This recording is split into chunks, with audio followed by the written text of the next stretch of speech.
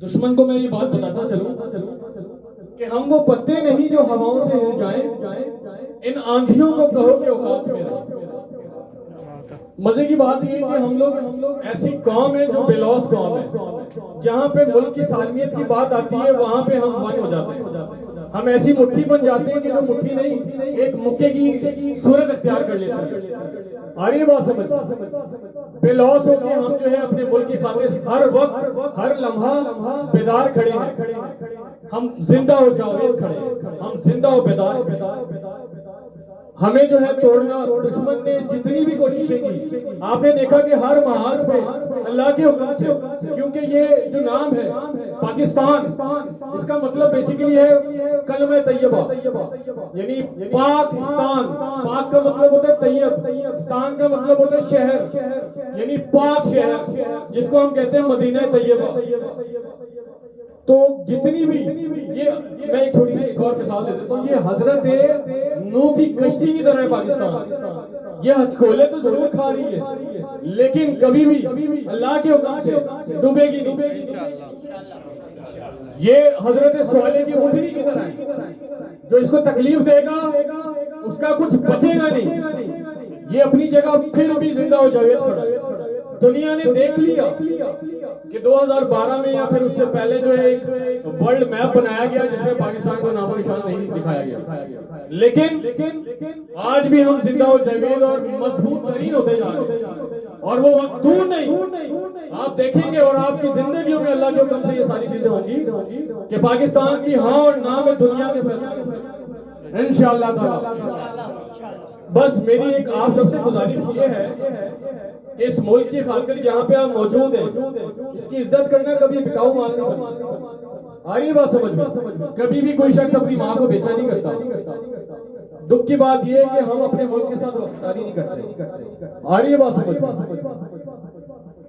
خوبصورتی اس بات میں فوج کی کہ چاہے گھر کا ایک بیٹا ہو یا پھر 5 اپنی ملک کی خاطر جان دینے سے دریغ نہیں کرتے، سوچتے نہیں ہیں کہ اپنے ملک کی خاطر جان دینے کے بعد میرے گھر کا کیا ہوگا۔ مجھے 1965 کی وہ بات یاد آتی ہے کہ جب اناؤنسمنٹ کی گئی کہ اب ہم سب نے جو ہے وہ ٹینکوں کے نیچے لیٹنا ہے، تو جو ایک سے زائد گھر کے نمائندے ہیں، فرد ہیں، وہ ایک طرف آ جائیں اور دوسرے جو ایک سے زائد ہیں وہ دوسری طرف آ جائیں، یعنی ایک اگر لیٹ سپوز اکلوتا ہے تو ایک طرف آ جائے اور جو ایک سے زائد ہے وہ دوسری طرف آ جائے۔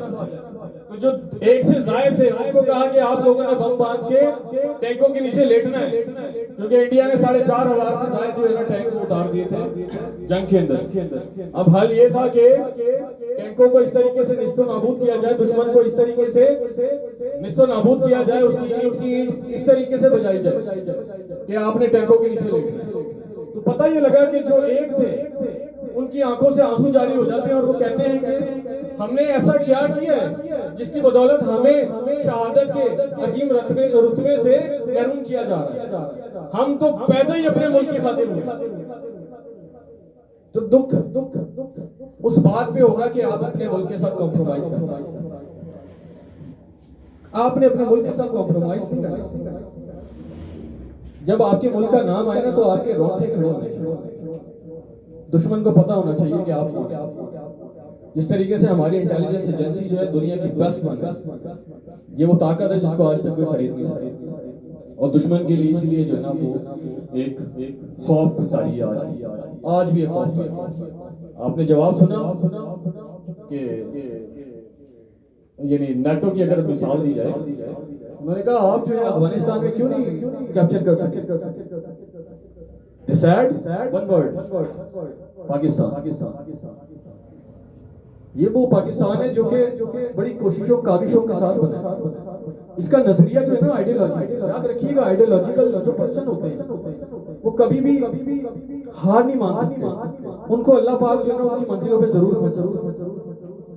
There are 2 states in the world which is based on ideology. 2 نظریاتی ملک ہیں دنیا کے، جیسا کہ آپ جانتے ہیں، ایک پاکستان اور دوسرا اسرائیل۔ تو یہ نظریاتی ریاست ہے جس میں ہر رنگ و نسل کو ان کے اختیارات دیے گئے، ان کو جو ہے نا فری ہینڈ دیا گیا. یہاں پہ ہماری خوبصورتی بڑی اچھی ہے. ہم لوگ جو ہے نا بے لاس ہو گئے. جب ہمارے ملک پہ آنچ آتی ہے یہاں پہ ہم نے کرونا وائرس میں دیکھا، آپ سب نے دیکھا ہوگا کرونا وائرس کے اندر کہ کتنا بے لاس ہو کے لوگوں نے دل سے لوگوں کی خدمت کی، کتنا عطا کیا.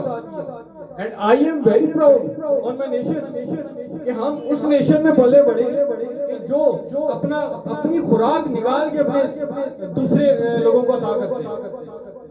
بہت ہی آنر کی بات ہے. صرف ہمیں اپنے ملک کے ساتھ مزید وفاداری کرنی ہے، مزید اس کا حوصلہ بڑھانا ہے. یہ تو ابھی ایک نیو بورن بیبی ہے. دنیا کے جو ممالک ہیں ان کو تو 300-400 سال ہو گئے. اگر ہم چائنا کی مثال دیں تو نبی پاک صلی اللہ علیہ وسلم نے کہا تھا کہ علم حاصل کرنے کے لیے اگر آپ کو چین بھی جانا پڑے تو آپ جائیں. آپ دیکھ لیں کہ 1400 سال پرانا ہے چین بھائی. And China is also a superpower.